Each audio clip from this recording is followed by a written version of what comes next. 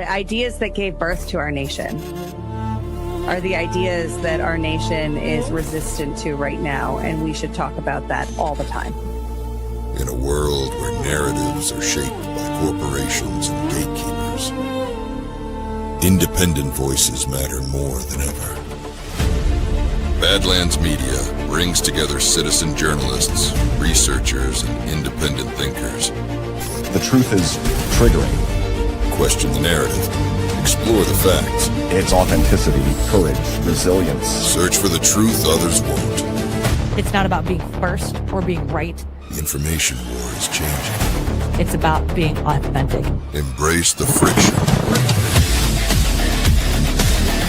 Embrace the friction. Shut the f*** up. Authentically antagonizing. Join the movement. I'm going to say how I feel. Follow Badlands Media. This is about the future. The Badlands. What are the Badlands? Explain those Badlands. That's a hell of a name.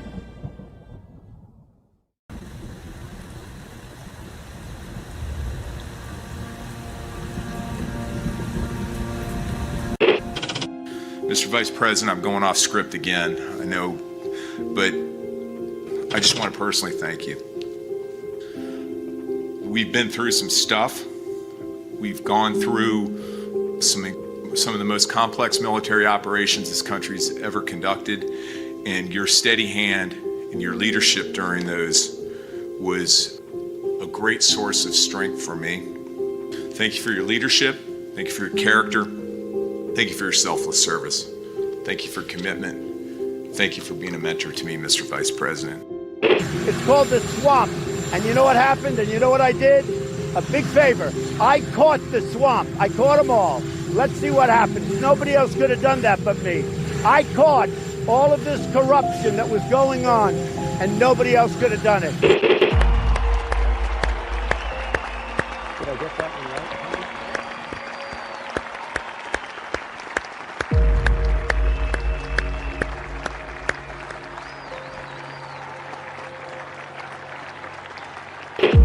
Every 4 years, we gather on these steps to carry out the orderly and peaceful transfer of power.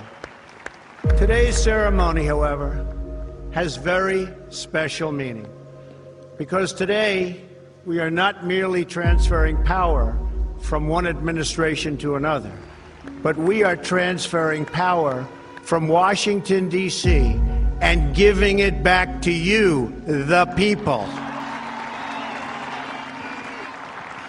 For too long, a small group in our nation's capital has reaped the rewards of government, while the people have borne the cost. Washington flourished, but the people did not share in its wealth. This American carnage stops right here and stops right now. The forgotten men and women of our country will be forgotten no longer. From this day forward, a new vision will govern our land. From this day forward, it's going to be only America first. This is a president of the United States who is a danger to the republic. America first. He knows he's an illegitimate president. The oath of office I take today is an oath of allegiance to all Americans. The great Trump recovery. America will never be a socialist country. I will fight for you with every breath in my body. Russia, Russian, pro-Russian, Russian, Russia, Russian, Russian, Russian, the Russians. Russian. Russia, Russia, Russia. And I will never, ever let you down. A dangerous virus is spreading rapidly in China, and U.S. officials are very worried that it could come here. This is really the worst attack we've ever had. This is worse than Pearl Harbor. This is worse than the World Trade Center. There's never been an attack like this. The time for empty talk is over. Now arrives the hour of action. What they're doing is using COVID to steal an election. Together, we will make America strong again. You know what it's about? Fraud, fake ballots. We will make America wealthy again. They are trying to steal the election. Now, under the leadership of President Trump, we are fully realizing President Kennedy's prescient view of special operations forces. We will make America proud again. And watch, please, those mail-in ballots. We will make America safe again. And in millions and millions of ballots. Their vote is under what they thought they needed. They're dumping more ballots in there, okay? And yes, together, we will make America great again. Thank you. God bless you. If we are right about the fraud, Joe Biden can't be president. Congress, the chair declares the joint session dissolved.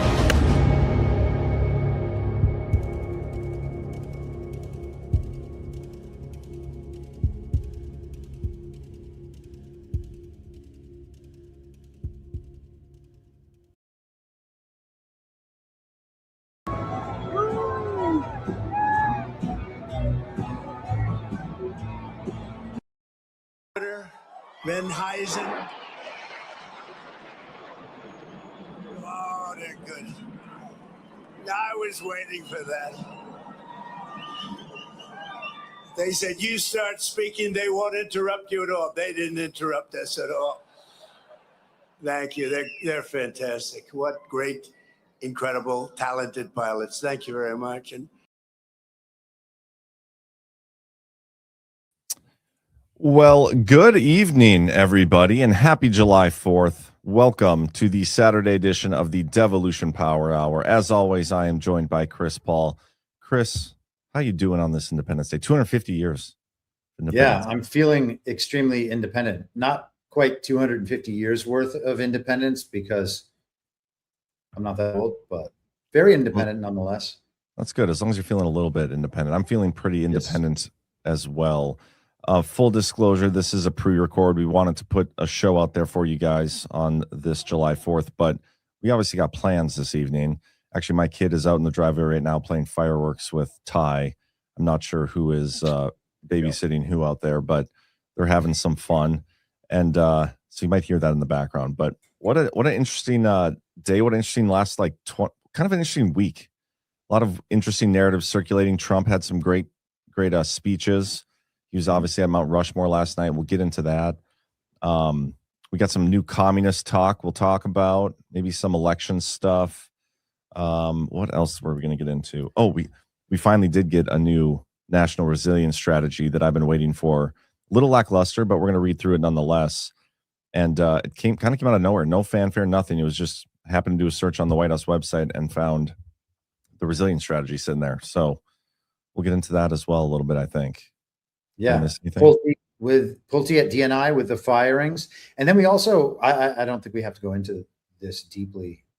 Maybe you guys covered it on Wednesday, but the Slaughter decision at the Supreme Court, that's a major decision for presidential power and the ability for Trump to actually dismantle the deep state. So some exciting stuff going on, a lot of reasons to be happy. Yeah. And July. We didn't really talk about that on Wednesday, so I think we can spend some time on that. Okay. If you'd like. So how about this? Let's get a quick word from a couple of our sponsors. We'll have a couple more a little bit later, but we can kick things off with Native Path Collagen. Get that video going here if I can find it, which I can't. Hold for processing.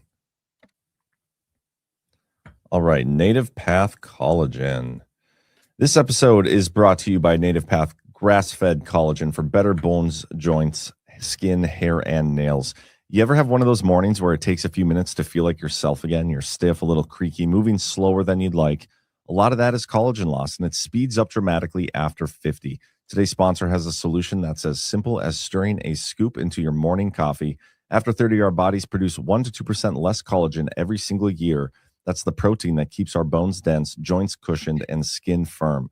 By 60, most people have lost half their collagen, and it's nearly impossible to get it back through diet alone because it lives in the parts of the animal we don't eat, the bones, the cartilage, the tendons. Native Path grass-fed collagen is a clean, grass-fed type 1 and 3 collagen that dissolves completely in coffee or water. No taste, no clumping. Thousands of customers report less joint pain, stronger nails, younger looking skin, better sleep, and even improved bone density scan. For our special offer here and free shipping, you can head to getnativepath.com/badlands. That's getnativepath.com/badlands. You can try it risk-free with a 365-day money-back guarantee. I got to say, the people I know that have been taking that are raving about it. So I highly encourage you guys to check it out. We also have Rumble Wallet. I'm going to get that up on the screen here quick. And there we go. Quick question. How much control do you have over your money right now? Technology has changed everything, and now it's changing how money works. Crypto started as a niche, but now it's going mainstream, faster payments, more control, fewer middlemen. And this isn't just hype, it's where things are going. And getting started today is easier than you think. With Rumble Wallet, you can buy Bitcoin, hold dollar-backed stablecoins, even own digital gold backed by real gold, all in one place. It's a non-custodial crypto wallet, which means you, not a bank or a platform, control access to your funds. Setup is simple. It connects with MoonPay, so you can use your debit card, credit card, or bank account and be up and running in minutes. And for a limited time, you can start your wallet with $10 in US stablecoin, USAT, by downloading the Rumble Wallet and entering the exclusive promo code DPH10, DPH10, when you sign up now. You can even use your Rumble Wallet to support your favorite Rumble creators like us here at Badlands directly. So do it now. Scan the QR code or click the link in the description of the video or go to wallet.rumble.com/DPH. Just download the Rumble Wallet. From there, you can set it up, enter code DPH10 for free $10. Free $10. This limited time offer, so act now. Take control of your money. Get started with Rumble Wallet today. Terms and conditions apply. And see the description below or visit rumble.com/promo official rules for details. All right, man. Last night, well, first of all, Trump was making the rounds, giving speeches this week. We got to show this clip. Trump in the Badlands, Teddy Roosevelt's, the opening of the library 107 years later, the first flight of the Q plane, the Qatar plane, whatever, the new Air Force One. He flew into Is Bismarck. it being called the Q plane? I think some people are calling it that. There you go. He flew into Bismarck, North Dakota, my birthplace and my home, on the 5-year anniversary of the Devolution series being written. And we talked about that a little bit on Wednesday, but definitely a key and actual 5-year delta. And I just wanted to play this clip again as we did Wednesday because it's amazing. Badlands. I go to the Badlands. I said, what's that all about? Pretty cool. Pretty cool name, I have to tell you. Not quite as good as That's a Hell of a Name, like he did last time he was in the Badlands. But man, check out that view. If you haven't been to Medora, you got to put it on your bucket list. The place is amazing. Is that set always there? Yeah. So during the summers, they do what's called the Medora musical, and they change it up every year, but they have a musical every day of the week. I'm pretty sure. Wow. Yeah. And the kind of Hollywood style sign back there on the hill. Yep.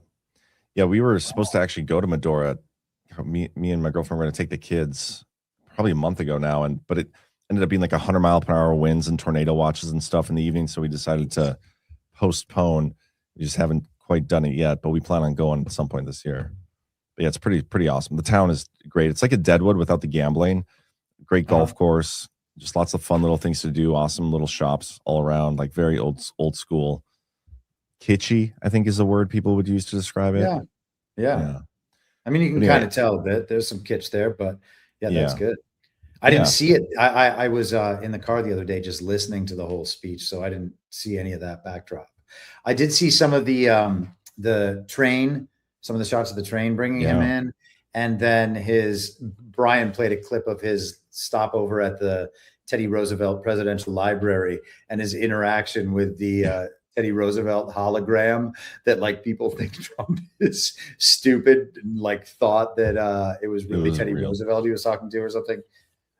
It reminds me of who's the guy, the gray hair, Glenn Beck, when he does the AI interviews of like old presidents. Kind of remind me of that a little bit. He also had a sweet entourage. Like he rode in behind a bunch of Rough Riders on horses. That was very cool.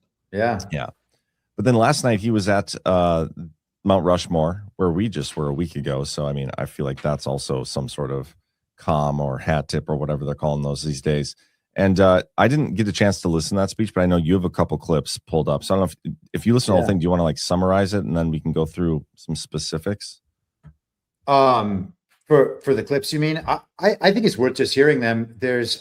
Let's first talk about the American culture one. And there's a lot of people queuing, like really focusing in on the culture aspects and the importance of American culture, which I'm totally on board with, obviously.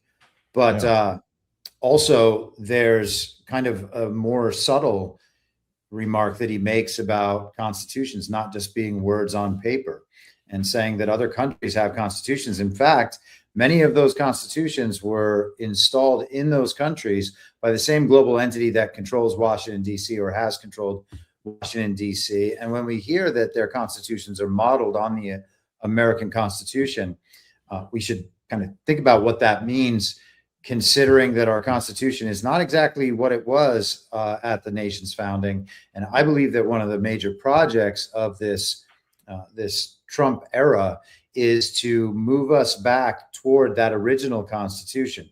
We've talked about this too many times. I don't need to rehash the whole thing. But I read a couple of years ago George P. Fletcher's book, Our Secret Constitution, and it basically makes the argument from a liberal globalist perspective that the original Constitution was inverted intentionally because it needed to be, and they created justice in doing so.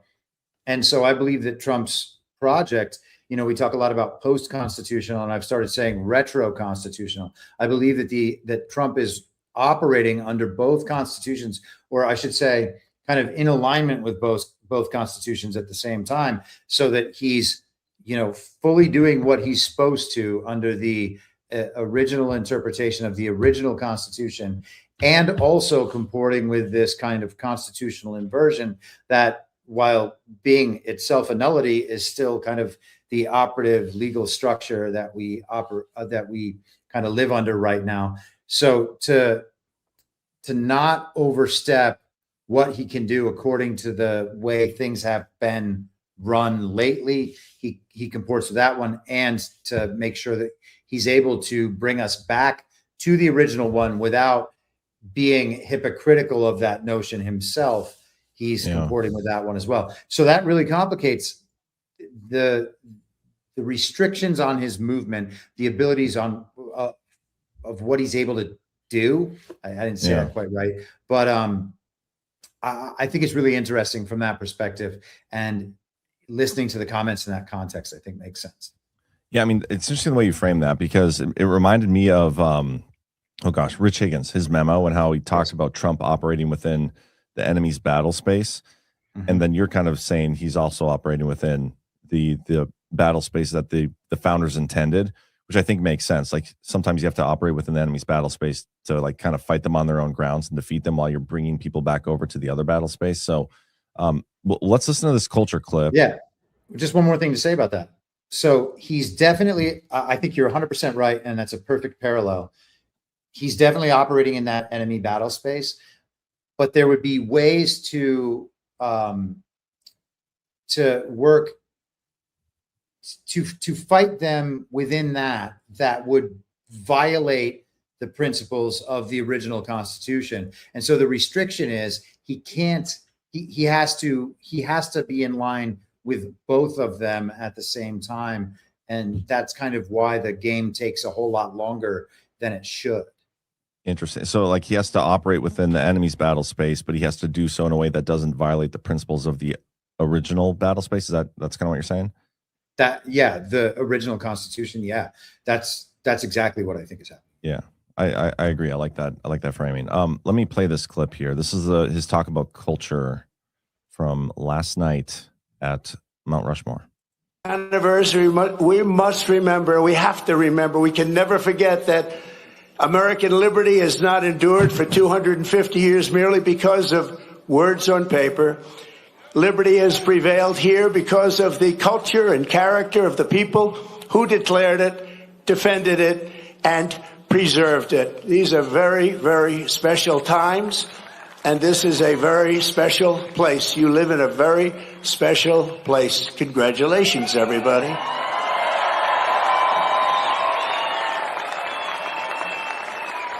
The identity of a nation is the destiny of a nation, and America has a destiny like no other because we are a people like no other. For whatever reason, that's just the way it is. Here, the old world sent its bravest, boldest, and most resilient, its fiercest, most faithful, and freedom-loving.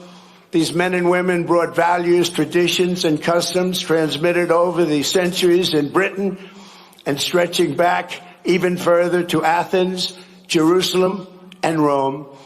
The United States of America is where the greatest civilization in human history became greater than ever before. On the grounds and granite hills and the rugged plains of this wide-open continent, they forged a uniquely American character, a new breed of citizen. That's you. Congratulations. Congratulations. You're not that new a breed. You're a really good breed, but I'm not sure that you're that new a breed. Americans did not bow before a king or a government, but kneeled only before Almighty God. That's right. These were the people who founded our republic. These were the patriots who fought for independence. This was the spirit that demanded freedom, and this was the culture that built America and carved its heroes into Mount Rushmore. For generations, it was understood that the core of patriotic duty of every American was to pass this culture on to our children and to preserve the nation for centuries and centuries to come. But in recent years, there's been an undeniable attempt to change this exceptional character, to beat the American spirit out of us, alienate us from our history, and to make it impossible to even answer the question, what does it mean to be an American?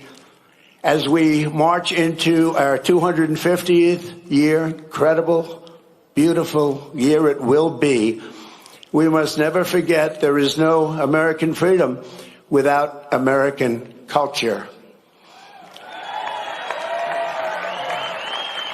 And there is no American founding without the American people. Many nations have paper constitutions and legal systems, but the citizens live in fear and squalor. A constitution is only as strong as the people and the culture responsible for upholding it. But as long as we remember who we are, we have to always remember who we are and what we're all about. The United States of America will forever be the land of free men and women, and we will never, ever fail. It's really good. Like I said, it reminds me of the Andrew Breitbart quote, "The politics is downstream from culture," a little bit. Yeah, I like that he talked about that and what it means to be an American. You know, it's not very often that people actually sit down and think about that.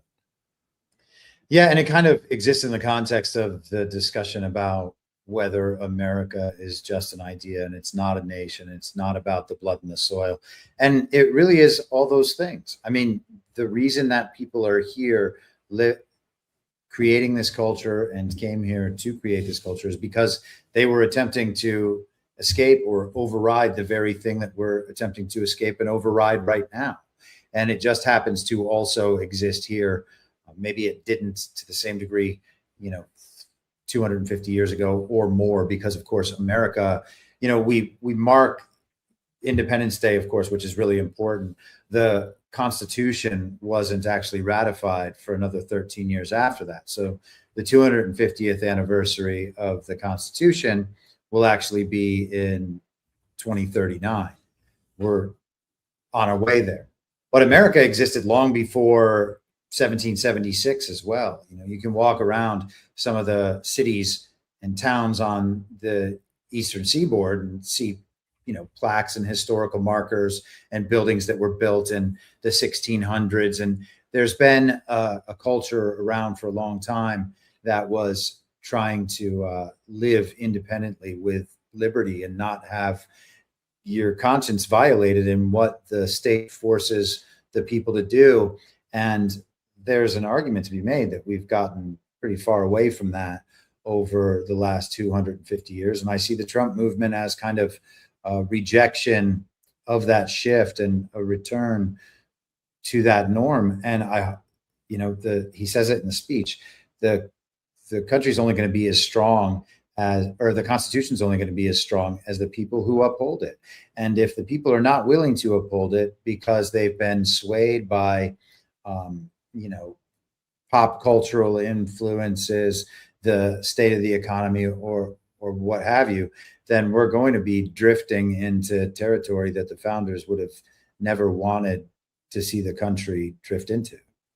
Yeah, but I'm sure the founders intended that if you are from another country and just come here and have your baby, that baby is definitely part of the American culture and founding. That Supreme Court ruling came out this week. There's a lot of interesting rulings this week. I know we're going to get into the Slaughter decision, but that one, I was kind of shocked by that a little bit.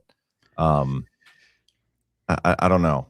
I don't feel like it's right. I feel like when it comes to some of the stuff, we should get into this discussion. I know I'm taking it away from what you just said in the American culture, because I do agree that Trump, I think, is trying to take us back to that, and we're seeing a lot of this in a lot of the different moves he's making. Hollywood is being changed. Mainstream media, we're hoping, is being changed. Trump keeps going back to the well there, but long term, on a long enough scale, I think we can see the moves being made, and they're the right moves. But when it comes to the Supreme Court decisions like that one, which I don't know if you disagree with it, and it's so weird because some of the decisions the Supreme Court makes, like the Watson one on the mail-in ballots, I actually think I agree with that one. I think that was, should be up to the states to decide how they do elections and count ballots, whatever. But then, you have the birthright citizenship case, and that one I feel like was totally, almost subversive of what the founders intended. So I'm curious what your thoughts are on that. Yeah, that's kind of a tough one, because the birthright citizenship thing is part of the 14th Amendment, and all the Reconstruction amendments are, that's how the Constitution was inverted during the Reconstruction. And that's the basis for all the civil rights law, and the fact that the government is basically allowed to monitor every public and private interaction of the people and their enterprises to make sure that there's no slavery. It's how the state attempts to enforce, quote unquote, equality among the people. And if we are, I think that there's at least something to the notion that there is a foreign occupation in this country, and that the municipal corporation that is the United States is part and parcel with the IRS and the Federal Reserve banking system. And that's like we talk about the DHS being the globalist security state's infiltration into the American system. Well, this is a constitutional inversion layered into our Constitution by this foreign occupation. And according to that whole construct, we get registered at birth, we receive those registration numbers, and then there's the Social Security, which is kind of the next step of that. I don't necessarily want that abstraction, that state construct, claiming each and every American on this soil. We used to be citizens of the individual states because the individual states were individual nations. And then the federal government was formed, and all of those individual nations were centralized, much as the European Union has been a centralization of the nations of Europe. And culture is erased that way. That amalgamation kind of just, it creates a monoculture out of all these differences. Now there is this underlying sameness. And if I had more faith in that institution, maybe it wouldn't bother me so much. But I don't know that ultimately the people are going to want to be claimed as citizens by that construct at all. I think that maybe there's another way to think of that. I don't know. This is something I think about a lot, and I haven't really reached conclusions on it. But there's maybe a kind of, like a photographic negative where you see everything. It's not an inversion so much, but I think that there's another way to look at this. That I think there's another shoe to drop with this. I don't think it's all played out. Yeah, you might be right. What something you said there, I don't remember which part, talking about the states like having ownership or, being the entity for everybody's individual lives. If you were a citizen of North Dakota rather than of the United States, and North Dakota was a part of the United States. Yeah, there's something interesting there because in the new national resilience strategy, Trump talks about federalism and like giving power back to the families, the people, the local communities, and how the government is supposed to be just like the backstop. So when we can talk about that a little bit more when we get to that point. Do you want to? The federal government was supposed to call in the state militias if the country was under threat of war and invasion, and they were supposed to regulate interstate commerce. And there's really not a whole lot more to it. And instead, we've done all of these things because we have this just these broad readings of various clauses in the Constitution that allow them to claim that they have the authority to do any of this. Sorry, cut you off. No, that's good. I was just saying, do you want to play the next clip? Because I think this discussion leading into like the communism stuff and maybe Trump's third term and then the national resilience strategy could all flow pretty nicely. Cool. So let's pull this up. Yet as we approach this magnificent anniversary, we see our American identity under a renewed attack. A generation after we fought and won the Cold War against the menace of communism, there is now a resurgence of the communist menace in our land, including from newcomers to our country who embrace ideas totally opposed to our way of life and our great success. These are not mere political disagreements like differences over taxes or regulations. Communism is a mortal threat to American liberty. It is the greatest threat to our country, including World War I, World War II, Pearl Harbor, or even 9/11. We're not going to let this happen to us. Believe me, we're not letting it happen. Because communism is the enemy of free people everywhere in the world. Never works. It's the enemy of the Constitution. Above all, it's the enemy of July 4th, 1776. It is the enemy indeed. Even while the radicals and extremists attack our incredible history at every turn, they are silent on. I'm sorry. Can you rewind it just a little bit to the part where he talks about the 9/11 Pearl Harbor stuff? It's not very far. This threat to our country, including World War I, World War II, Pearl Harbor, or even 9/11. We're not going to let this happen to us. Believe me, we're not letting it. Okay, the reason I had you do that is this reminds me very much of when Trump said this back during COVID. I'm going to share my screen quick. Worst attack we've ever had. This is worse than Pearl Harbor. This is worse than the World Trade Center. There's never been an attack like this. Kind of the same messaging. Maybe it's nothing, but I thought that was. But no, let's do it. Let's just differences over taxes or is a mortal threat to American liberty. It is the greatest threat to our country, including World War I, World War II, Pearl Harbor, or even 9/11. We're not going to let this happen to us. Believe me, we're not letting it happen. Because communism is the enemy of free people everywhere in the world. Never works. It's the enemy of the Constitution. Above all, it's the enemy of July 4th, 1776. It is the enemy indeed.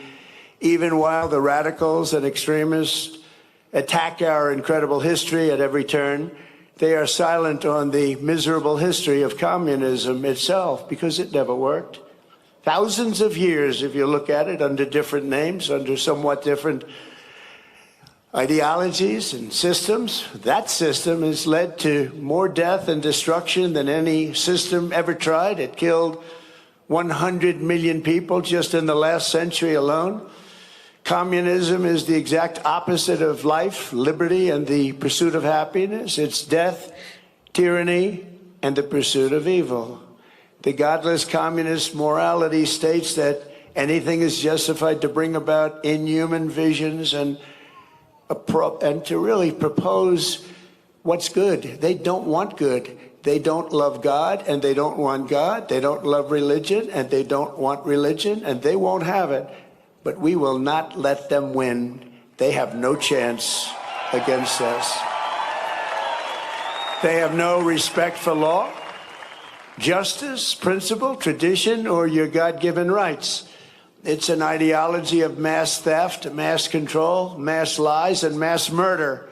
Such doctrines can be given no quarter in a democracy, because the first thing they do when they get into power is turn around and destroy it. It always is destroyed, just as communists have done in other countries all over the world, no matter where you look. Very simply, communism represents the worst ideas and abuses in history by the worst people. The American founding represents the best ideas and traditions in history by the best people like you. You can be loyal to Karl Marx, or you can be loyal to America. You can be a communist, or you can be a patriot. You cannot be both. As for those who peddle Marxist lies about our heritage, tell our children that we live on stolen land, or that our heroes were oppressors, they're doing something much worse than slandering our past. They are slandering and attacking our future. Not going to let that happen. They're trying to tear down the great American character, to destroy the people who declared independence, who crossed the Delaware, who settled the West and conquered the skies. You know who those people are. But we will never let that happen. Our American ancestors did not shed their blood at Concord and Trenton, Gettysburg and Shiloh, Midway and Normandy, just so that a band of thieves, radicals, and lunatics could come in and loot and pillage our nation. Our heroes died to win, build, and to save, and to build truly a great country, the greatest country ever in the world.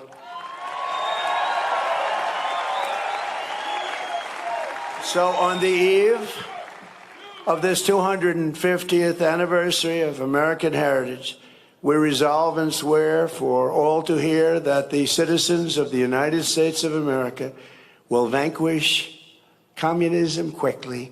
Don't let them take too much of your time. You know they're wasting your time, don't you? But we're not going to let them take too long or too much of our time as they play their games and send them into exile. We will send them quickly away, and we will continue to build our country bigger and better and stronger than ever before. America will never be a communist country.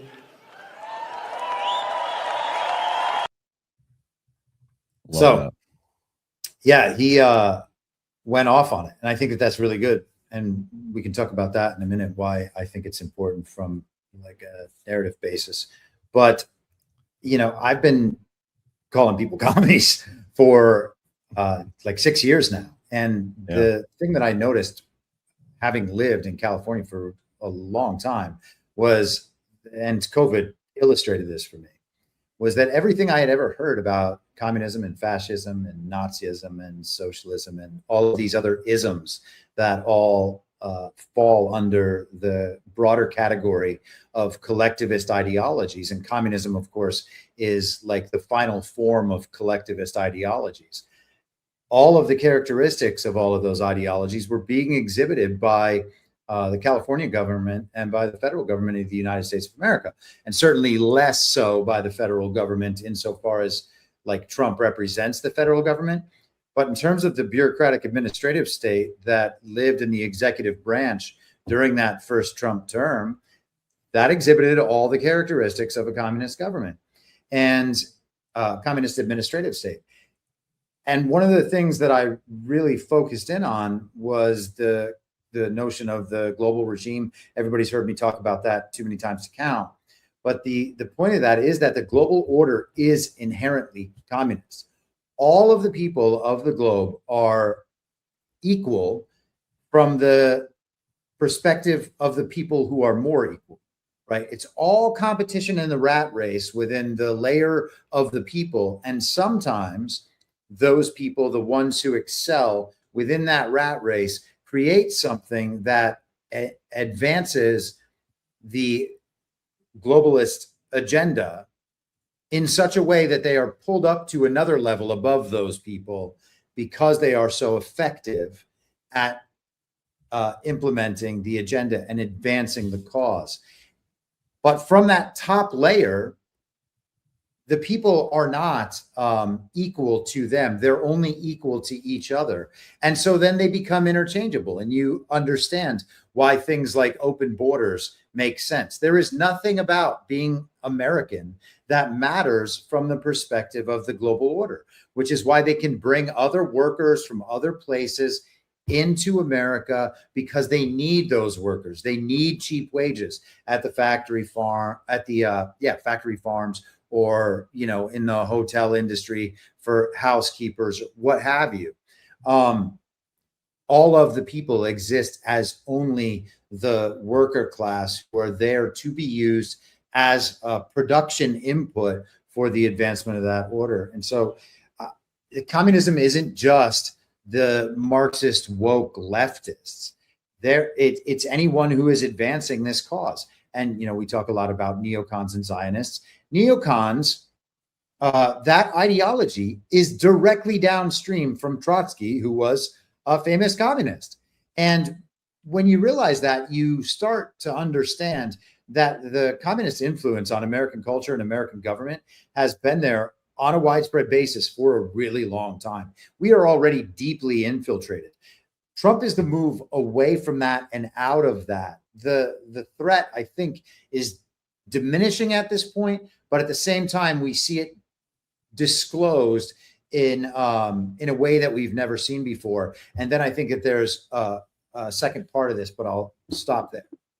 No, I mean, I don't have a whole lot to add, because that you're absolutely right. I think, we talk about the globalists, and a lot of Trump's rhetoric, especially when he would be at NATO and some of these other places and speaking to those people directly, like, globalism is the enemy. We will not, participate in the globalism. We're going to fight against globalism. We want every individual country to be sovereign. That's another thing that comes up in the National Resilience Strategy, which I'm excited to get to.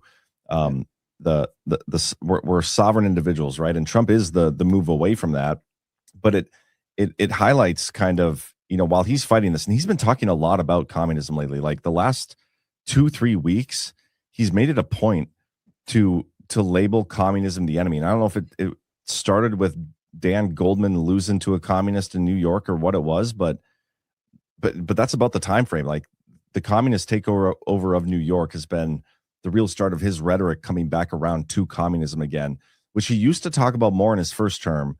He talked about it a little bit when Biden was in there, especially when he was being persecuted, the political persecution. He called that a communist tactic and called communism out as the enemy then. And he hadn't talked about it for a while, and now it's back on the menu again. And it's interesting in light of the equity stakes that the United States is taking in some of these businesses. But yeah, I don't have much else to add other than a couple of those little points. So you can keep going to part two. I'm curious what you're going to say.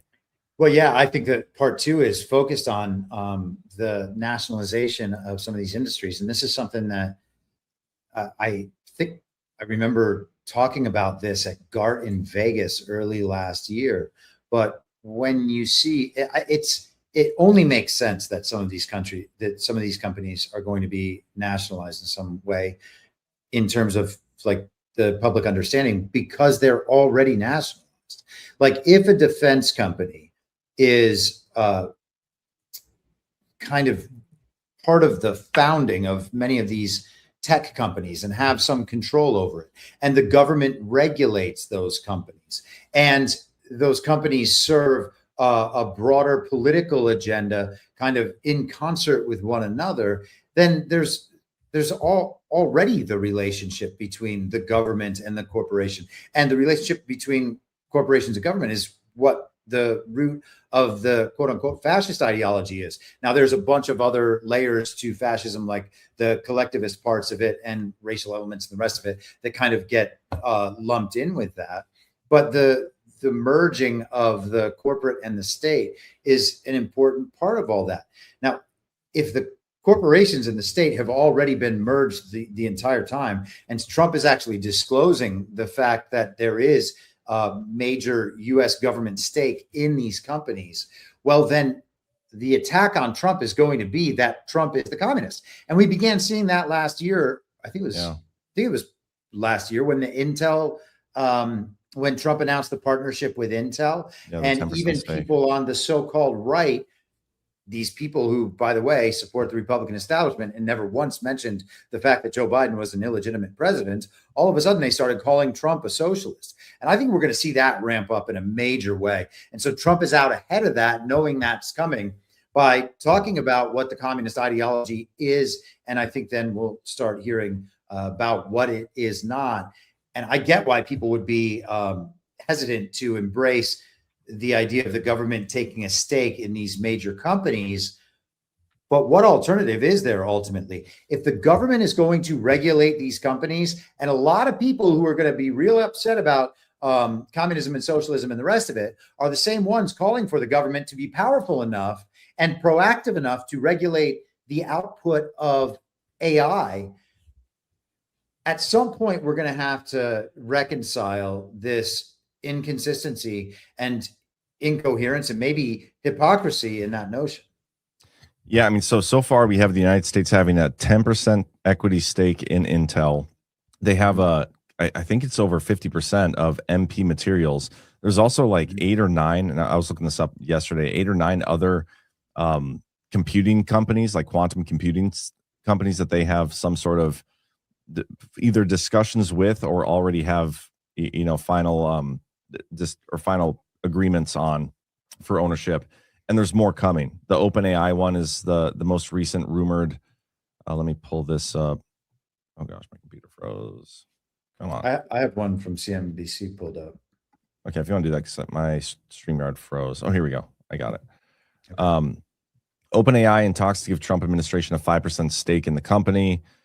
They're talking about giving them a 5% stake amid growing government scrutiny of artificial intelligence firms. The proposal would involve other U.S. AI companies giving the government similar stakes, according to Financial Times. Sam Altman has argued that the arrangement would allow the public to share in the financial upside of AI. And the White House did not respond to CNN's request. OpenAI didn't comment on it. But it is interesting. If OpenAI doesn't, multiple of these other companies do at a 5% stake. It also very much reminds me of, back when we used to talk about Executive Order 13961 and the strategy document that was released with it. A lot of that talk mentioned like the private-public partnerships to accomplish goals. And again, it's kind of highlighted in the new national resilience strategy, which we're going to read. And so some of this is more interesting. And communism, I think the left and the mainstream media, they always like to warp the definition of some of these things.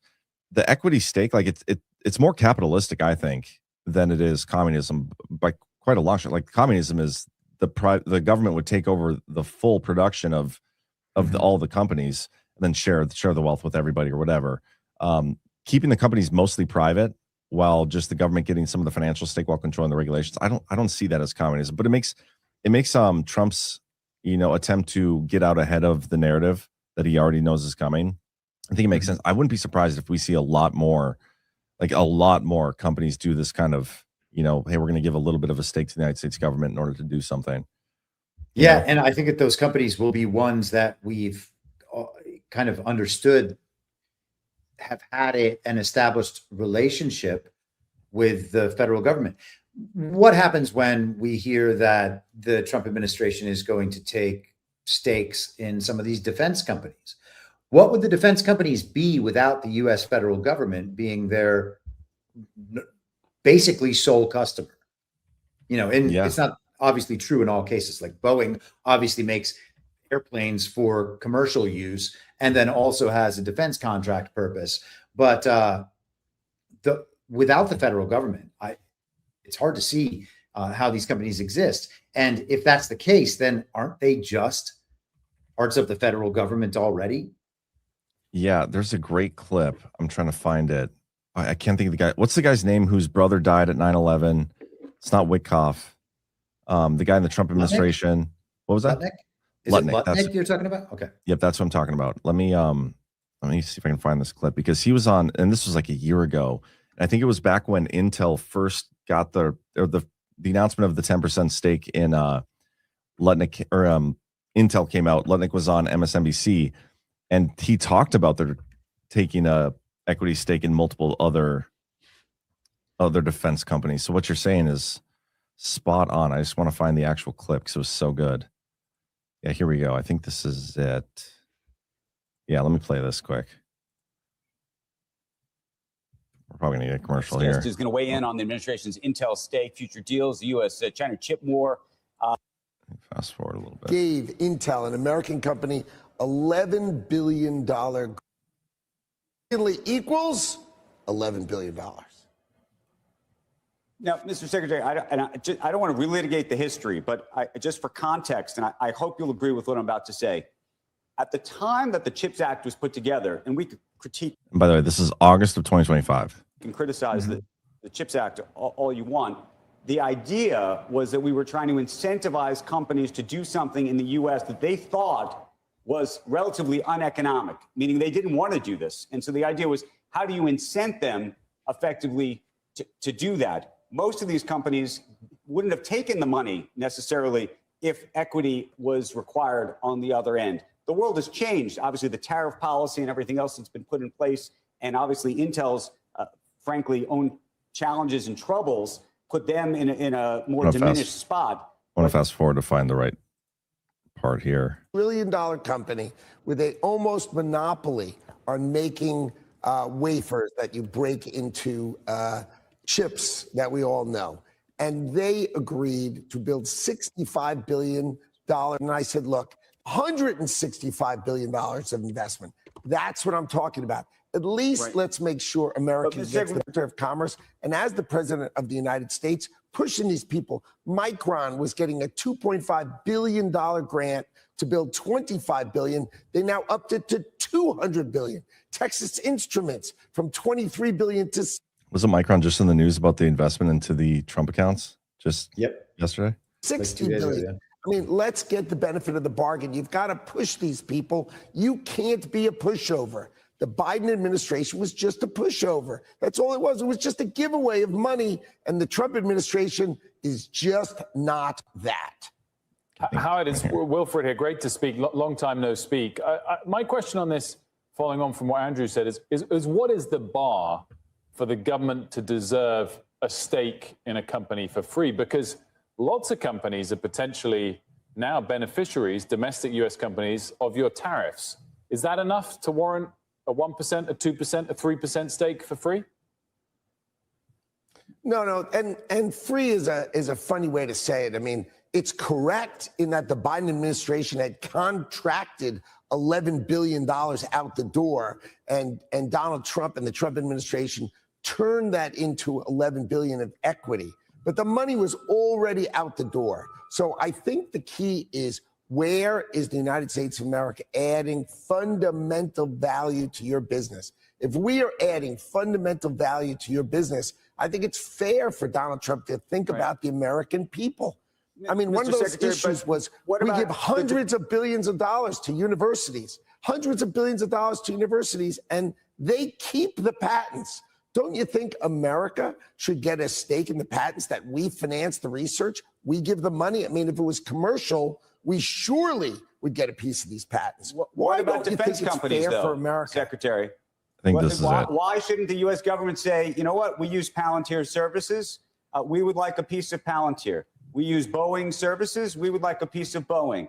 There are a lot of businesses that do business with the U.S. government that benefit by doing business with the U.S. government.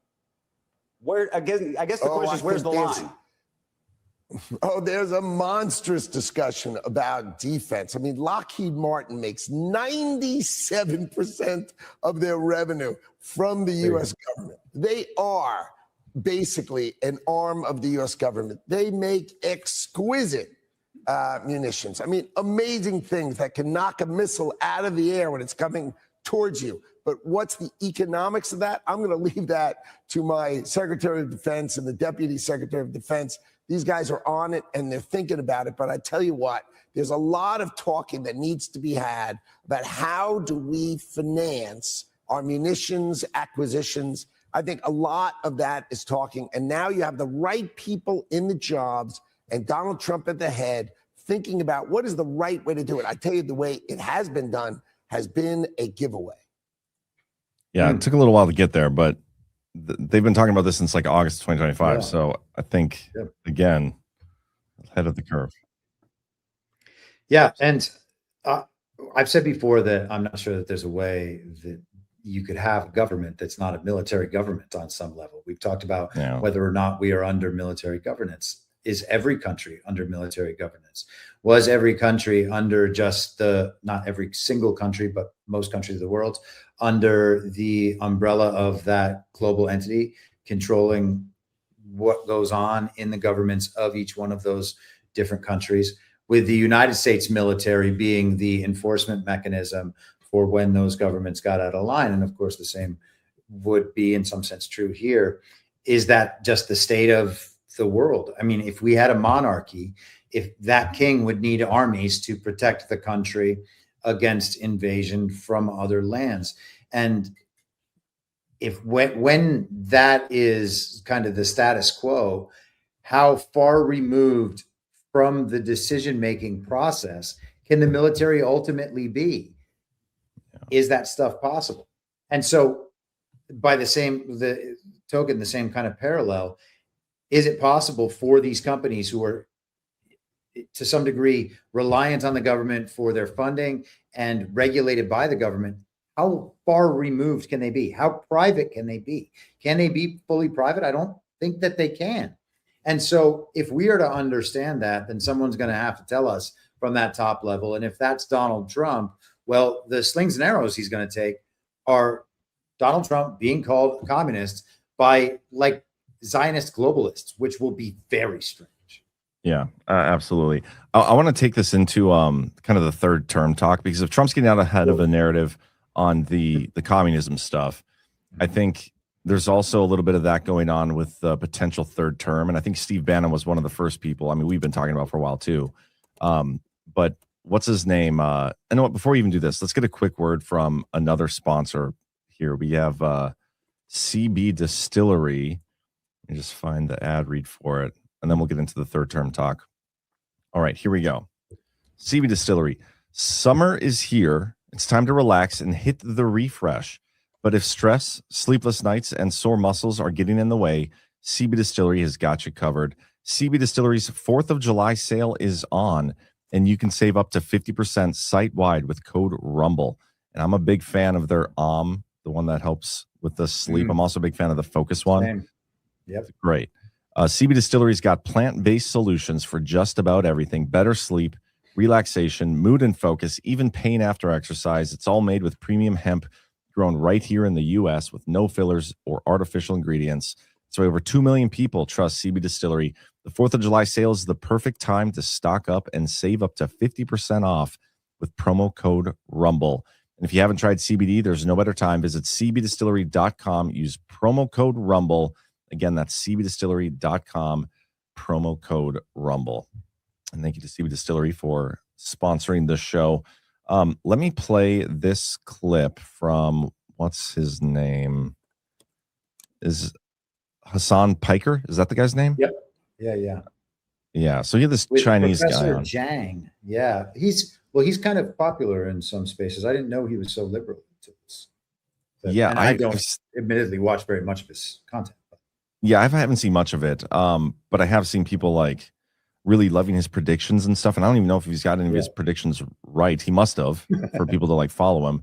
But anyway, I thought it was weird that he's on with Hassan Piker and they start talking about Trump having a third term, and the way they're framing it.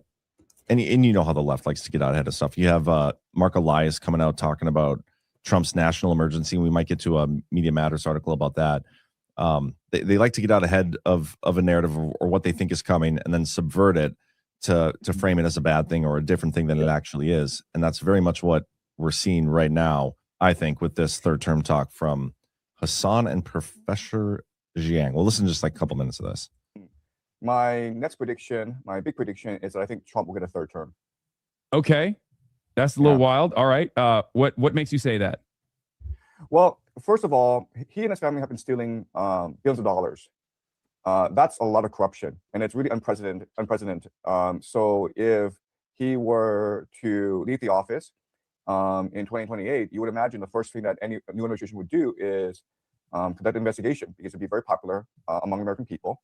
I also live in China, so I know how these things work. Basically, when someone gets in office and he's behaving like a tyrant, it usually means he's a tyrant. And it usually means he has no intention of ever leaving office. So I think that given his behavior, I think Trump is intent on a third term. So then the question then is, would he get a third term? And when Zelensky visited the White House, there was a White House gaggle, and basically, the reporter asked Zelensky, "Hey, why haven't you had an election for the past 4 years? And you should be out of office." And Zelensky is like, "Well, we're at war, so we suspend the Constitution." And Trump was like, "Wait, you can do that?" And then Zelensky was like, "You like that, don't you?" And yeah, that's what he might do. He could also run as a VP and have his son Don Jr. at the head of the ticket.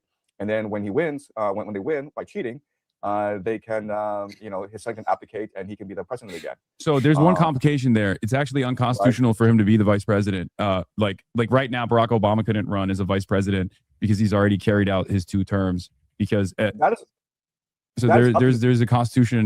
a constitutional hurdle there, but maybe he can climb it. I don't know. That is up to debate, because if you talk to any law professor, he or she will tell you that it's unconstitutional. It violates the spirit of the Constitution.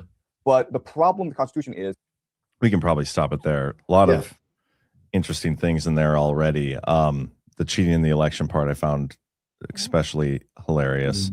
But I don't remember the Zelensky-Trump meeting being quite like that, like Trump saying, "Oh, you can do that." But yeah, it is funny that he brought up Zelensky not having elections. The left loved Zelensky. He was their poster child, and yet they didn't have elections for 4 years, still haven't had elections. And the people who said that was okay were the other people, like their Congress over there, saying that, yeah, it's okay, he's a legitimate president, even though they also hadn't had elections for themselves in the same 4 years. So none of them are legitimately elected. Not that they would be anyway with the election systems we have. But yeah, interesting framing. The third term, instead of being because of all the treason and stuff done against Trump, not to mention the will of the people. If the people want Trump back in there for a third term, he should get it. And that's kind of the rhetoric Steve Bannon pushes. But they're trying to frame it around, if Trump gets a third term, it's because he's corrupt. Yeah. Well, the justification in Zhang's telling of Zelensky's remaining in office is that he's a wartime president. And Donald Trump has said very clearly in 2020 that he is a wartime president. Did he remain in office? We are told that he did not. He was not appearing to operate the administrative deep state throughout the 4 years of the Joe Biden term. Now he is appearing to operate the administrative deep state once again. And we find out, as we did in the first term, that he isn't actually operating many of the parts of the administrative deep state. It's not because Donald Trump is not competent or capable or strong enough to operate the administrative deep state. It's because the administrative deep state isn't part of the American federal government in very important ways. And we're told all the time, again, the Slaughter decision about the independent agencies.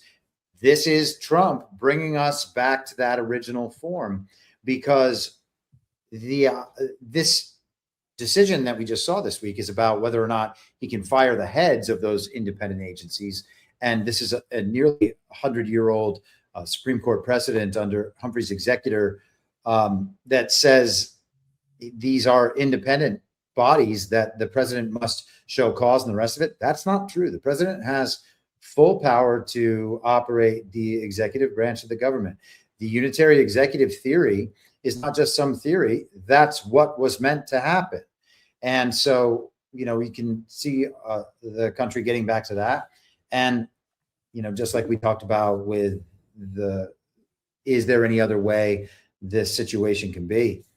I mean, the person who, if we have the military government aspect to this, and Trump is a wartime president, well, he's going to be president for as long as he needs to be president. And that's what the American people should actually want, unless they want the country to remain subsumed by globalism. And it turns out that there actually are a lot of people who want that, which presents its own issues. Yeah, I could play a little bit of this Bannon clip from back when he was interviewed by Financial Times, or The Economist. Yeah. Yeah, this is a good clip. Secondly, you've said that President Trump needs another term, even though the 22nd Amendment makes pretty clear that he cannot have another term. Why does it make that clear? Because he's on his second term already. At some point in time, we will make sure we go through, Zanny, and define all those terms. But you will be undermining the spirit of that amendment, even if you find some. I love how they say that. Didn't the Chinese guy just say that too? That's the spirit of the Constitution, the spirit of the amendment. It's like this is how we were taught this thing is supposed to operate. Yeah, so dumb. We need to figure out a way to start using that ourselves. I think we can make that happen. Yeah, like the spirit of Rumble. The spirit of Rumble means you're all supposed to give Rumble rants or something. That's the spirit of how Rumble is supposed to work, or whatever. Some way around it. If the American people, with the mechanisms we have, put Trump back in office, are the American people tearing up the Constitution? Would that be tearing up? Well, would the American people be going against the spirit of the Constitution, ma'am? I think yes, actually, because I think what you will end up with is a populist justification for a quasi-dictatorship. That's not true at all. Trump That's what it sounds like. Trump is a dictatorship. Did you just see the compromises he had to make on the big, beautiful bill? You see the compromises he has to do on everything, on accommodating Zelensky, on what President Trump. President Trump is nothing but a series of negotiations to kind of keep this thing rolling forward, where he's having trade-offs all the time. Steve, you've just spent the last 20 minutes telling me we have to smash the other side. There's no room for debate. There's no room for compromise. We must smash them. And now you're telling me this is a negotiation. I mean, that's no. I guess that's why it seems to me some kind of tension there. The only way President Trump wins in 2028 and continues to stay in office is by the will of the American people. Okay, and the will of the American people is what the Constitution embodies. And so I think we're going to be in good hands there. We need to finish what we started. Interesting. I like how he says the negotiating thing. That's very much what you say all the time. Trump's always negotiating. Yeah. It's funny that she criticized a populist justification for dictatorship. Well, if you have an all-powerful state that is legitimized through fake elections, that is literally a populist justification for a dictatorship. Yeah, they're stupid. But it's interesting, this rhetoric, this discussion is coming back around. I'm excited to see if it comes back in more detail, especially like leading up to the dreaded midterms and what's going to happen there, like the whole national emergency talk. And, you know, we could get into the Bill Pulte thing here too, because this kind of has to do with the Slaughter decision, but also I want to tie it to the election talk. I have this clip. Let's start with this. This is Hilliard on Pulte. Yeah, Vaughn Hilliard on MS Now. Okay, here we go. Right, new to MS Now, I'm told by an intelligence official that the current acting director of national intelligence, Bill Pulte, has begun moving forward with dozens of terminations of intelligence officials under the agencies of the Office of the Director of National Intelligence. Now, this is notable. 2 weeks ago, he removed and fired 6 political appointees who were serving under then Director of National Intelligence, Tulsi Gabbard. But since President Trump put Bill Pulte in this acting position, Pulte, who we could expect to serve in this capacity for several months, while another individual who he has put forward as a nominee for the full-time position goes through a confirmation process, acting Director of National Intelligence Bill Pulte has his hands at the wheel. And I am told by an intelligence official who is remaining anonymous out of fear of reprisal that this is a moment where over the last 24 hours, and we can expect in the days ahead, that Pulte, out of the belief among some in leadership, I am told that there are individuals who they claim are, quote, part of the deep state, withholding information related to intelligence that has been requested by leadership at the ODNI, that those individuals are the ones that are being terminated. These are not just political appointees, but these are career officials. Now, as part of this reporting of Antonio, of course, it is important to also bring into context, reporting with our colleague David good road on the national security side here at MS Now, that former officials tell us that they have never heard of such a move as this, but more importantly, that they have never heard of intelligence officials within the Office of the Director of National Intelligence or the more than 15 agencies, including the CIA, that fall under it, of individuals, intelligence officials, career officials, actively withholding requested information. Again, I'm told by one official that the terminations are happening out of a belief by leadership at the ODNI, including from Bill Pulte, that those that are being removed are individuals who they suspect of being a part of the so-called deep state and not providing the full picture of intelligence assessments under their purview. And so there's going to be a lot of questions here, but what we do know is that this is not normal. This also comes at a time in which there are elevated concerns about potential intelligence in the hands of ODNI officials related to elections or even other foreign governments. And the extent to which this administration, at the urging of Donald Trump himself, who we heard from just yesterday say on his way to North Dakota that he wanted the Office of the Director of National Intelligence to unclassify as much as they could related to past election, quote, fraud, that there is an active effort within the agencies under the Office of the Director of National Intelligence to move forward with providing an assessment of intel available that Bill Pulte is actively seeking to look at. And now that we know, a couple of weeks into him taking this job as acting director, that he and leadership have moved forward. Just yesterday, I am told that individuals began leaving headquarters at ODNI, but these firings, to understanding of this one intelligence official I talked to, that other individuals will be on their way out in the days ahead, and the number is expected to total. So a couple interesting things about this. First of all, talking about like firing the deep state, it reminds me of the hit list squad that I wrote about in my part 22 or 23. You know, it was Steve Bannon, Ezra Cohen Watnick, Derek Harvey, Rich Higgins. They were going after the deep state at the NSC, and they were tasked by Trump to do so.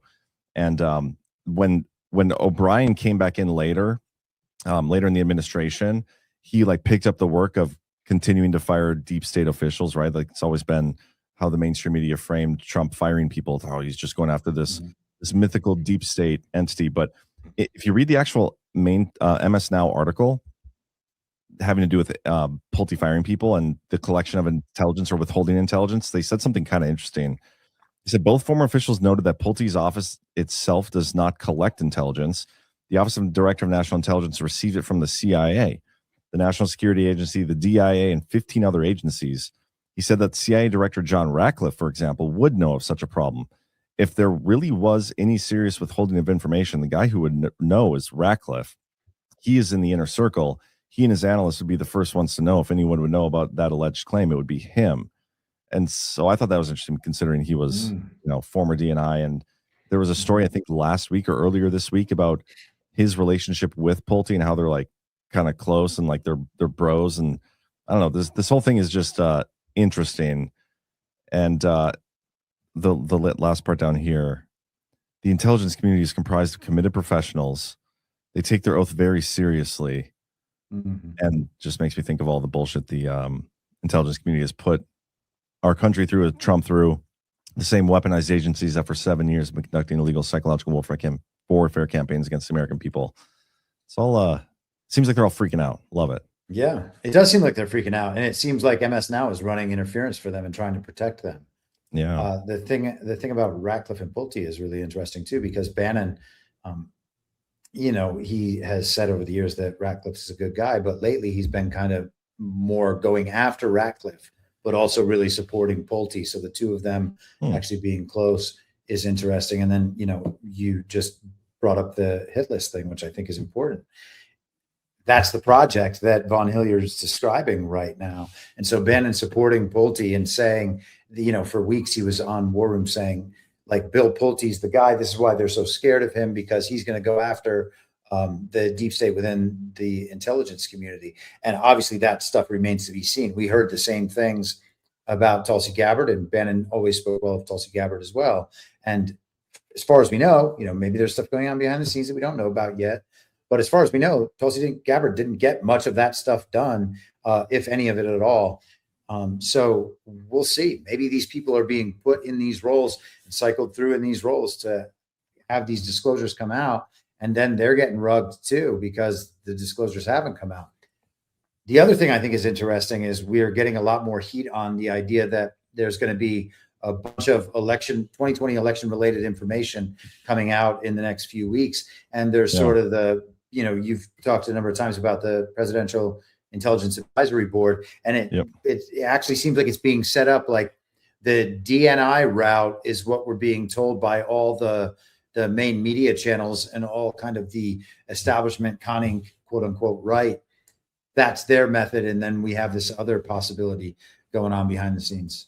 Yeah, it's hard to know, which group is actually doing it, because the public story is it's DNI and it's been Tulsi Gabbard, but she was supposed to have it done before she left June 30th. She actually left on the 19th, wasn't done and hasn't been done yet. That guy that I've been mentioning, I asked him the other day how his review went, because he went on this week Monday to look at the election documents, supposedly, right? Like, this guy could be just pulling my chain this whole time, but sure, he's kind of been on top of it, I would say.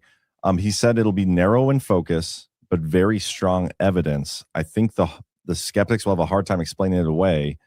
And then I asked him if he thinks, or if he knows when they're going to be releasing it, and if he has, or if he thinks it'll be the impetus for any form of change. And he said no and maybe. So he doesn't know what's coming out. He says maybe it'll be impetus for change. It seems a lot of people are like looking to this, whatever this disclosure is, to be what sparks the Save America Act into like fruition, right? And I'm also just like still trying to wrap my head around the different avenues here, because we have the RICO case down in Florida, which we're told is incorporating election stuff. We have John Solomon now being part of this new task force, which is going to be disclosing election stuff. Then we have whatever this DNI report is, or the PIAB report, whoever's it is, whatever that means.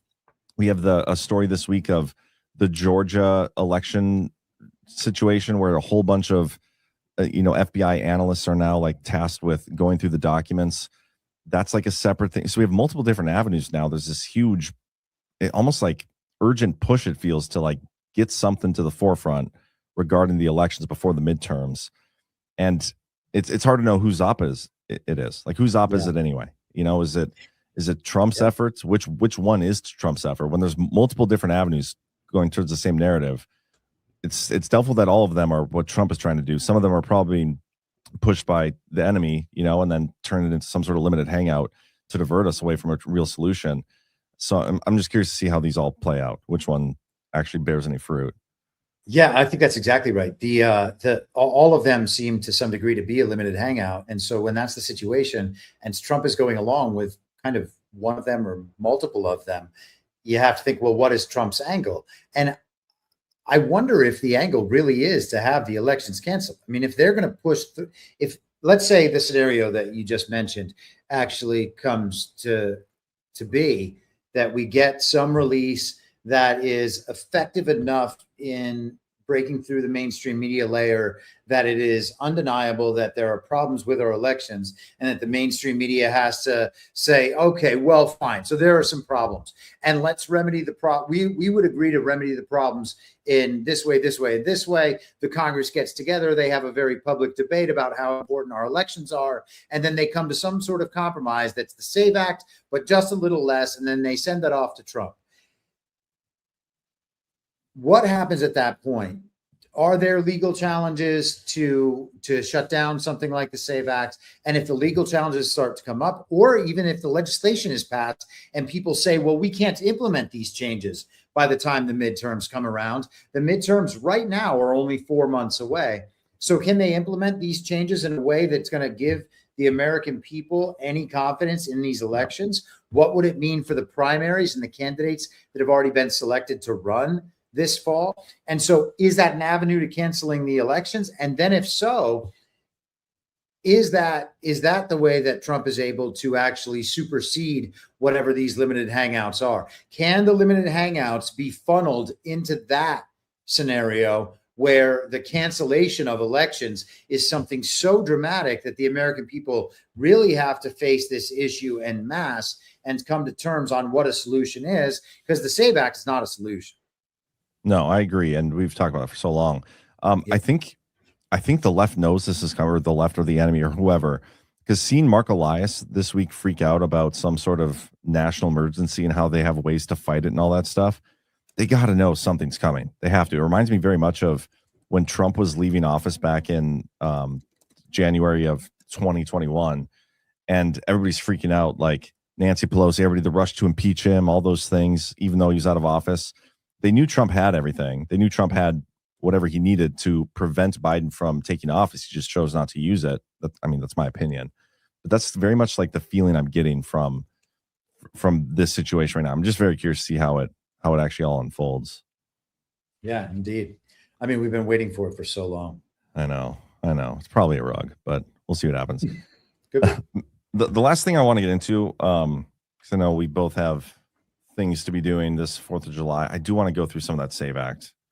We probably had other things to discuss as well, but the resilience, or did I say SAVE Act? Yeah. I meant the resilience strategy. So I've been waiting for Trump to release this for some time now. Back on March of 2025, Trump issued this executive order here, achieving efficiency through state and local preparedness, Executive Order 14239. And part of this called for a national resilience strategy. National resilience strategy within 90 days of the date of this order, the APNSA, in coordination with the Assistant to the President for Economic Policy and the heads of relevant executive departments and agencies, shall publish a national resilience strategy that articulates the priorities, means, and ways to advance the resilience of the nation, and shall be reviewed and revised at least every 4 years as appropriate. Again, March 2025. We just got this new national resilience strategy on, what's the date of this? June 23rd. So right before we went to GART. Can't believe I missed this until literally right before our show was starting. But we're going to go through it. One more thing I want to point out about this previous executive order is this is the one that also talked about updating Executive Order 13961, or at least reviewing it to see which parts of it should be, legitimate, and also Biden's partial revocation of it, which was a big, moment for us here on the DPH, seeing Biden partially revoke the most important executive order the night before Trump got reinaugurated. But yeah, so we have the new national resilience strategy, and it's only 8 pages long. I think we cruise through reading this, comment on it as we go, and this can be how we wrap up our Independence Day stream. Can we also just tell the people at the White House to review the word tenants on the webpage there? That's just not going to do. Yeah, they there it is. They spelled that wrong. Yeah, that's supposed to be tenants. People mess that word up all the time. It's like, take it for granted. It's like one of those kinds of things where everybody always says the wrong thing. Or like Valentine's Day, or there you go. Truss instead of trust, like Alpha says, like ceiling truss. That's another one. Yeah, there's a few of those out there. But yeah, anyway, we can we'll send an email in, or actually probably what will happen is after the show airs, the White House will eventually go and update that to the right spelling, because in the actual document here they have it spelled right. Okay, let's cruise through this thing. From the moment I returned to office last year, I made a solemn vow to our nation and the world that on my watch, no adversary or danger should be able to hold America at risk. My national resilience strategy ensures this vital mission will endure for generations to come. This bold directive fortifies our republic from within, bolsters and modernizes the systems that keep us strong, and delivers historic results for our citizens, protecting American lives, unleashing economic growth, and preserving our freedom of action so that this nation remains forever sovereign, strong, and free. The victories we have achieved are already yielding incredible results, and we are only getting started. We are prioritizing American manufacturing and supply chains. We are bringing pharmaceutical production back home and lowering drug prices through most favored nation agreements. We are unleashing the full potential of the United States commercial drone industry, creating new opportunities to increase safety, security, and innovative applications that make American technological superiority second to none. We are modernizing American infrastructure to secure a prosperous future for generations to come. We are enabling smarter technology-driven wildfire prevention and response where it matters most. We are accelerating the build-out of artificial intelligence and have implemented the Ratepayer Protection Pledge to strengthen grid reliability and make electrical power more affordable for American families and businesses. We are igniting a new age of American space dominance, establishing bold targets for increased commercialization of the space economy, and launching intrepid Americans farther into outer space than ever before. Under my leadership, we are returning power back to the American people, shifting authority from Washington, D.C. to states and communities where it belongs, putting local leaders in charge and restructuring agencies. We are eliminating more regulations than any other administration in our nation's history, streamlining the government to protect the constitutional rights of every American family. For 2.5 centuries, America's greatness has been sustained by patriots whose resilience and grit propelled our nation beyond anything our founding fathers could have envisioned. I'm proud to carry that legacy forward as we write the next chapter of our grand American story, with historic achievements already strengthening our republic, expanding opportunity, and fortifying American might at every level. My administration is transforming the principles behind these incredible victories into enduring strategic direction, sending an unmistakable message to the world that America's greatest achievements and finest hours are yet to come. Together, we will build a more self-reliant, more capable, and more confident United States that is ready to lead and win once again. This is America First Resilience for America's Golden Age. I love the comment about returning power back to the people, very much in line with what he said heading up in the lead up to his 2016 election, and what he said many times. And it's very in line with the idea of this being a retro-constitutional project that he's engaged in, taking the federal government's usurpation of power well beyond whatever the Constitution had delegated to them and returning it, decentralizing it, fragmenting that back to the states, back to the localities, and then back to the people. And that's the sort of accountability chain that is enabled by the Slaughter decision, as we mentioned earlier. It takes the presidential power away from, or it takes power away from entities that should not have it and reverts it back to the constitutional form. Absolutely. Let's start because reading the president is accountable in each one of those, to the states, to the people, right? Yeah, and he kind of talks about that here in a little bit, this document. President Trump is leading the United States into a new era defined by strength, opportunity, and unshakable confidence in our future. Critical to that future is the task of deepening our national resilience, which will help drive American power, enable a peace through strength approach to national security, and ensure that America's golden age endures for generations. Resilience is a strategic capability that promotes prosperity, deters adversaries, and preserves our sovereignty in moments of crisis. Going forward, we must fully integrate resilience across American society as a core national goal, supported by the tools, systems, and determination required to act decisively as a nation for years to come. The national resilience goal is that no adversary or hazard should be able to hold America or our core interest at risk. All this makes me think of devolution when they talk about that, like all hazard approach. This very much goes back to the previous national resilience strategy. I think that it was called the Federal Mission Resilience Strategy back in 2020, but this is like the next step to that. America First Resilience requires common sense transformation driven by 4 key tenets: the prioritization of risk, modernization of systems, distribution of responsibility through federalism, and simplification of governance. To date, many policies and institutions continue to take an all hazards or one-size-fits-all approach designed to manage isolated emergencies rather than systemic disruption, with the federal government stuck as the primary liability holder and risk owner, even for the most routine incidents. This perpetuates a repetitive cycle of diminished taxpayer value and weak stewardship that fails to empower state and local leadership or incentivize cost-effective investments in our national resilience. Instead of rebuilding the same thing and expecting a different outcome, we must transform our methods. To do so, we must take an integrative, unified resilience approach that collectively strengthens the core resilience domains of national security, the economy, public health and safety, and infrastructure reliability while ensuring affordability. I like that. Do we want to read through this whole thing, Chris? I don't think we need to read through the whole thing necessarily. I think that would take a really long time.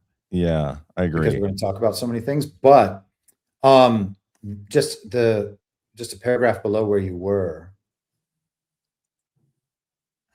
I think that paragraph is so interesting. Okay, risk-informed decision-making grounded in promoting safety, security, and prosperity ensures that effort is focused where it delivers the greatest value to the American people. We must take an approach that quantifies risk based on realistic assessments rather than extreme speculative or fantastical scenarios. The strategy That's it right there, man. I think that is such an interesting statement. Yeah. Quantifies risk based on realistic assessments rather than extreme speculative or fantastical scenarios. I would suggest that Iran being 2 weeks away from a nuclear weapon is a fantastical scenario. Yeah, I would agree. suggest that Russia taking over all of Europe is a fantastical scenario. I would suggest that COVID killing 2.4 million people unless we took 2 weeks and shut down everything to slow the spread is a fantastical scenario. All of these psychological operations present these incredible scenarios that play on the fears of the people in order for the government to extract power from the people. And I think that Trump and the administration is saying very clearly, like, we're not going to get swept up into that stuff. We need to be operating based on what bad things really are imminent and might happen, rather than these unbelievable, horror scenarios that require us to give all our power away. Climate change being another one. Yeah. Yeah. Joe Biden receiving 81 million real lawful American votes is another one, another fantastic one. Yeah, I think we just buzzed through a couple of these things that are interesting. The tenets of transformation: prioritize. They must identify efficient, targeted investments with clear performance metrics with returns on investment. Embed those metrics into federal acquisition and grant-making processes, and measure success by reducing risk that lowers overall debt. This kind of goes back to the discussion of taking equity stakes in some companies that are living off the government dime, essentially, or like thriving off the government dime. I think that is interesting. Here we must modernize. We must promote agile and secure American manufacturing capable of surging during times of need while modernizing supply chains and increasing opportunity through greater visibility and risk-informed sourcing. This makes me think of when Trump will use the Defense Production Act to like go to a company and be like, hey, we need you to do this for us, make this certain thing for us, and you can go back to making your cars later. Did that with, he's done that a few times, I think, with the recent conflict, but also, during COVID when they manufactured the ventilators and stuff. I want to read most of this distribute section because this talks about the federalism and stuff. Federalism is a cornerstone of national resilience, sending power away from Washington, D.C. and back to families, communities, local governments, and states. Distributing responsibility empowers states, communities, and industries to ensure their own resilience and ability to sustain key services. We must reduce dependence on federal intervention as the first recourse through disciplined mutual assistance, where the federal role becomes decisive reinforcement when disruptors truly exceed the means of states and communities. We must continuously assess and clarify how the nation sustains federalism in a dynamic risk environment. We must characterize the inventory of nationally employable public and private assets and promote best practices for rapid mobilization of distributed capabilities. We must distribute secure supply chains globally, ensuring the America's growing demand for inputs and equipment and opportunity to modernize does not introduce unintentional future risk. We must ensure access to products and materials essential for enabling the core resilience domains, including stakeholder responsibility for ownership and sustainment of such resources. I love that talk. It just reminds me so much of giving the government back to the people. Yeah, and you mentioned earlier with the mail-in ballot, with your take on the mail-in ballots, it's really important that the states be responsible for, and not just the elections, but all of this stuff, which means that we need to recognize that the power is being redistributed back to the states, which ultimately didn't delegate the power to the federal government in the first place. But that means that our solutions are also at a more localized level. And so when we're seeking solutions through a federal government that is actually dispersing its own power back to the states, well, then we're looking in the wrong place. Like, the power is already flowing back to the states. And the more power, the more we push our attention and energy into the federal government, the more we empower the exact thing that we're fighting. And so the refocusing on the states and then our local communities, because this is the only, it's not only where the solutions must come from, it's the only place that we can really exert any force anyway as the people. Yeah, I totally agree. And we're going to get into in a little bit, they have a part about American citizens and like renewing their civic responsibility. which I think is a good talking point. But I want to read this one first. Won't read the whole thing, but very interesting, at least part of it. Very devolution-y. National security reflects the combined political, economic, military, and diplomatic power that safeguards the United States and advances our interests. As an independent sovereign republic, America possesses abundant resources, unmatched ingenuity, and a tradition of bold leadership. To advance American power, the president must always be able to execute his constitutional duties. To achieve this, we must promote distributed command, control, operations, and coordination across regions of the United States, enabled by secure and reliable communications and networked infrastructure. When they talk about the president being able to always execute his constitutional duties, reminds me of how Trump used to say, like, when it came to the 2020 election, what he was doing was he was doing his constitutional duty to prevent the election from being stolen. And we talk about that a lot in the context of that led him to implement some sort of devolution or continuity government plan, which I do fully believe he did. But here, talking about the communications and whatnot, there was just recently a DOD directive that came out. Let me pull this up. It was, the chemical. We talked about this briefly on Wednesday's show, but they have this system in here, NC3 system. Right here, NC3 system. Large complex system of systems comprised of numerous terrestrial, airborne, and space-based components through which presidential authorities exercise and operational command and control of nuclear operations is conducted. They have 5 important functions, blah, blah, blah. NC3 systems are one of 3 broad mission areas of the larger NLCC. The other 2 areas are presidential and senior leader communications and continuity of operations and continuity of government operations. So I think it's interesting that within this this document, they're talking about, they even talk about space-based physical and digital infrastructure, Trump communications during a continuity government scenario. I don't know. I just think it's all interesting, notable. I think it is. Yeah, I think that's incredible. And I also think it falls in line with what something we've been talking about for a number of years now, which is the necessity of a parallel infrastructure for all of the things that we do in American life that are captured or even created by the adversarial entity that's there. Do we need a parallel communications infrastructure? Because the communications infrastructure as it exists is captured. And if we have that and it's decentralized and it cannot be captured because of its resilience and decentralization, well, then the American people have a way to maintain this level of interconnectivity going into the future. And that's part of the preservation of free speech on a real practical level. There's a lot of, I think I just saw like Mark Andreessen talking about this within the past few days, talking about how the American First Amendment is this incredible defense against all these different possible negative consequences. I don't know how to describe it.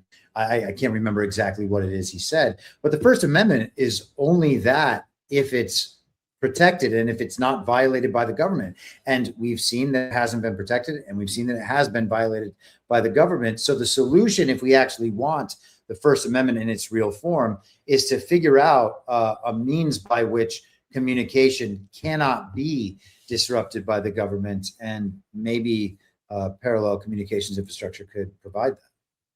Speaking of Mark Andreessen, did you see that he was just named to the new Defense Policy Board?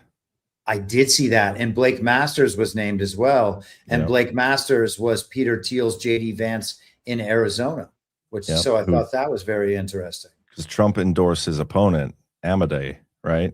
And he went on to win. Is that no? Well, so there's 2 times that Masters ran. In 2022, Blake Masters ran for Senate and was, I think, the Republican nominee, and then and lost that. I want to say to the astronaut man out there. I might be getting the years wrong. And then he ran for Congress and was in a primary against Abe Hamadeh in 2024, and Hamadeh won that, and then won that congressional seat. Or no, that. Gosh, man, I'm really confused right now because Hamadeh is the.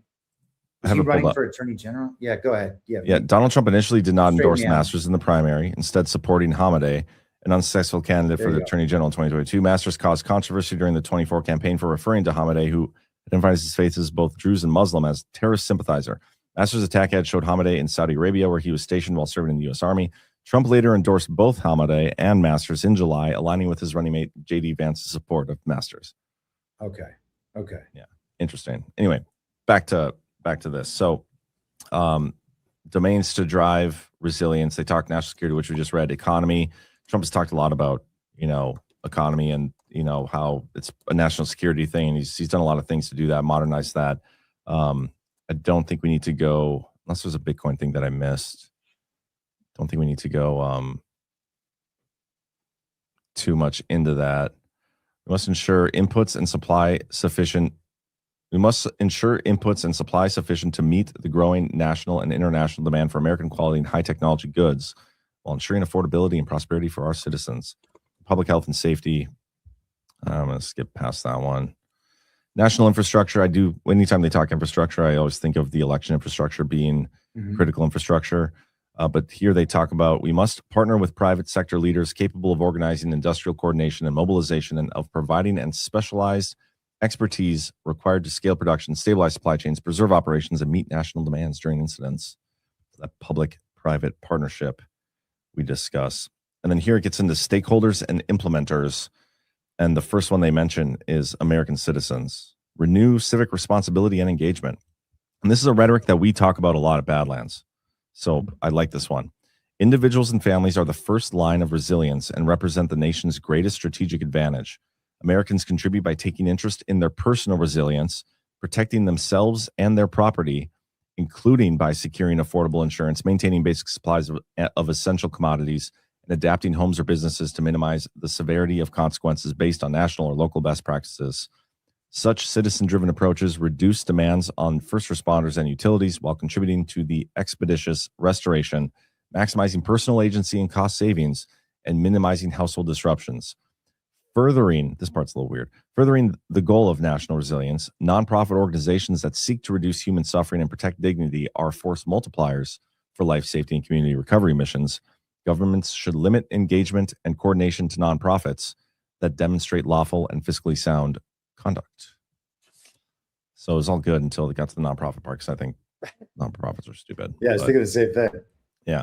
American industry revitalized for resilience. I don't think we need to. Industry's role in meeting such need means mobilizing American innovation, advanced manufacturing, and workforce talent. Trump talks about that all the time. State and local governments restore ownership through federalism. America's federal system of sovereign states limits the concentration of government power, providing states with the opportunity and flexibility to act decisively while managing risks to their people, to their detriment. And for too long, many states have relied excessively on federal grants and other assistance to manage known, predictable, or recurring disruptions with federal tax dollars, subsidizing and overcompensating for the lack of state and local resilience. This has been one of the focuses of Trump's second term here, cutting off some of the funds to these states. Yeah. Because of all the fraud and whatnot. So I think that's notable. And if you have anything to add here. I always think it's interesting when Trump does one of those Truth Social sprees where he posts about how he has agreed to deliver millions of dollars to various states. He'll say, I just got off the phone with the governor of Iowa, and we are sending $8 million for disaster response, et cetera. And it's a strange announcement because we've never had anything like that in the past. And then it's also kind of strange because we're used to such astronomical numbers when it comes to money being moved from the government to various entities. And he'll announce it when it's like $4 or $5 million or $23 million. And $23 million is like how much some baseball players make for playing 2 months of a season. You know, it just doesn't, it doesn't read in American culture like the extraordinary amount of money that it is. We're used to hearing billions and billions of dollars going places. And now a lot of people kind of understand that a lot of those billions are just being siphoned off for graft and laundering and corruption. And so when he announces that he's going to send $8 million to a state, there you go. Perfect.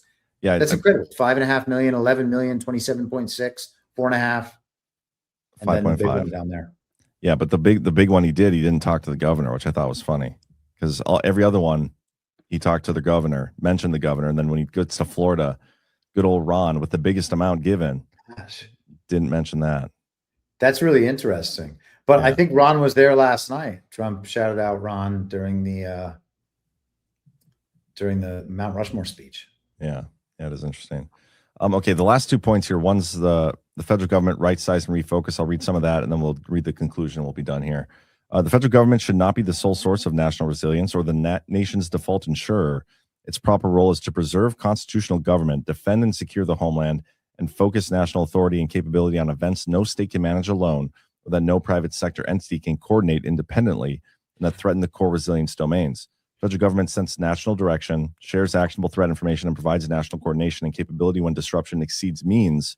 Federal government will target resilience investments, encouraging disciplined commitments that produce measurable resilience, cost savings, long-term affordability, and reduce consequences, and drive economic prosperity and value instead of merely enforcing compliance and unnecessary regulation. This will anchor American leadership, promote allied burden sharing, and further promote peace through strength. And then finally, the conclusion here. As America leads in this new golden age of strength and opportunity, achieving resilience across the nation secures opportunities for future generations.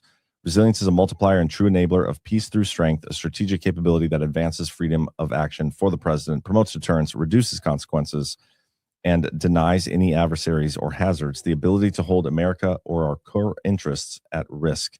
The strategy seeks to advance the resilience objectives through a unified approach and distinct set of tenets to guide national risk reduction and reinforce safety, security, and prosperity.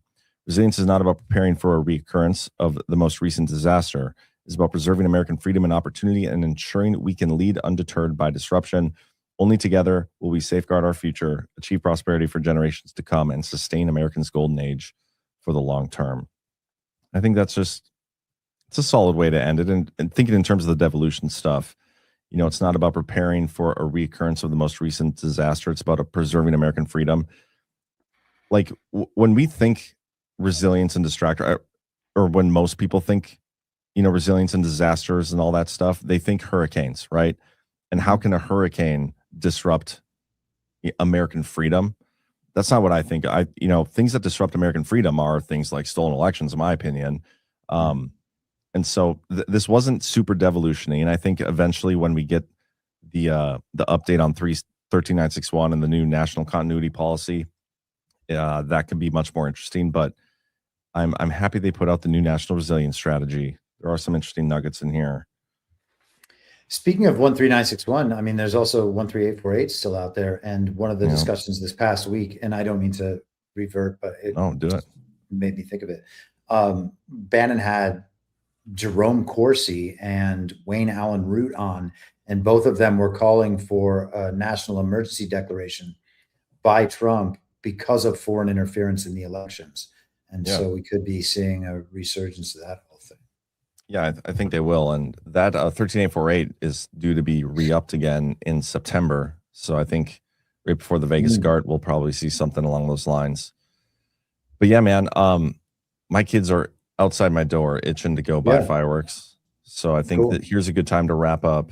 Did you send an outro video earlier? I did. Yeah. It's like a few minute long mashup of many of those like foreigners experiencing America's glory via the World Cup, one of those compilations. But John, I also have this. Maybe we should just play it quickly. This was Trump's introduction to his speech last night, and he said that today was one of the most extraordinary days in world history. So okay, well, let's play that, and then I'll play the other video you sent. I got it pulled up here. Cool. Yeah, with that, by the way, speaking of soccer, I found myself watching both soccer games yesterday somehow, Argentina and I don't know. I mean, there's no other sports on right now, really. And so I think World Cup is awesome. I haven't actually watched all that much of it, and I even missed the U.S. game the other night, which was disappointing, but I was in the middle of moving from one undisclosed location to another. But I'm looking forward to Monday's game. Yeah, that'll be a fun one. Definitely. Yeah. But all right, man. Thanks for doing this with me. We're recording. Thanks to everybody for tuning in. Do us a favor and hit that thumbs up. We appreciate it. And happy 4th of July. We'll see you next time. Happy 4th and happy 250th. Heck yeah. All right, let's play these videos. We gather on the eve of one of the most extraordinary